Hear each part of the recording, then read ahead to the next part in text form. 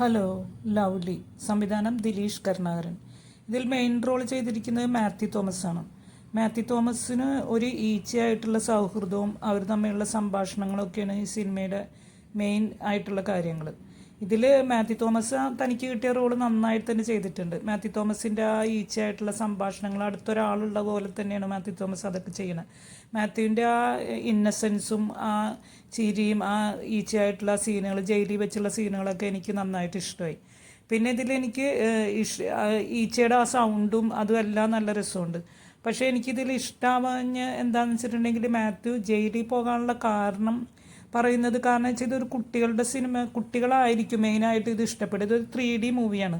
അപ്പോൾ ഇതിൽ മാത്യു ജയിലിൽ പോകാനുള്ള കാരണങ്ങളൊക്കെ കാണിക്കുന്നത് അത് വളരെയധികം അരോചകമായിട്ട് തോന്നി. കാരണം ഒരു കുട്ടികളുടെ സിനിമയിൽ ഇങ്ങനെ ഒരു കാരണവും ജയിലിൽ പോകാനുള്ള റീസണൊക്കെ കാണിച്ച് എനിക്ക് വളരെയധികം അരോചകമായിട്ട് തോന്നി.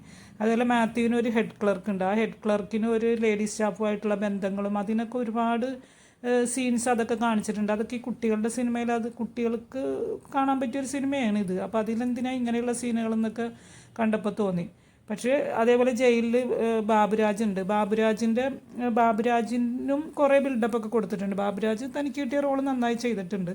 പിന്നെ ഇതിൽ മാത്യുവിൻ്റെ വീട് കാണിക്കുന്നതും വീട്ടിലെ സംഭാഷണങ്ങളും ഫ്രണ്ട്സുമായിട്ടുള്ള ഇതൊക്കെ അതെല്ലാം നന്നായി തന്നെ പോയിട്ടുണ്ട്. ഇതിപ്പോൾ അങ്ങനെയുള്ള ആ ഒരു സീനുകളൊക്കെ ഇല്ലായിരുന്നെങ്കിൽ ഇത് കുട്ടികൾ ഇഷ്ടപ്പെടുന്ന, കുട്ടികൾ കാണാൻ താല്പര്യമുള്ള നല്ലൊരു സിനിമയായനെ എന്നാണ് എനിക്ക് തോന്നിയത്. അവർക്ക് എൻജോയ് ചെയ്ത് കാണാൻ പറ്റിയത്. പ്രത്യേകിച്ച് 3D ആണല്ലോ. അങ്ങനെ ഒരു അഭിപ്രായമാണ് എനിക്കിതിനെ പറ്റിയുള്ളത്. വീഡിയോ ഇഷ്ടമായെങ്കിൽ ലൈക്ക്, ഷെയർ ആൻഡ് സബ്സ്ക്രൈബ്.